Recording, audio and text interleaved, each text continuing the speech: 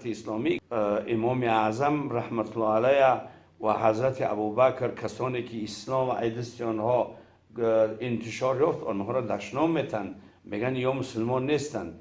این نهضت اسلامی همین خیلی دهشت و وحشت آورد و همین خیلی نرکمان کرد مردم و نرکبرانشان کرد، نرک بیزنسشان کرد، فاحشهشان کرد. مثلا در افغانستان زنهای تاجیک بسیار شرمنده و بی آبرو شدند ایدست این نهضت.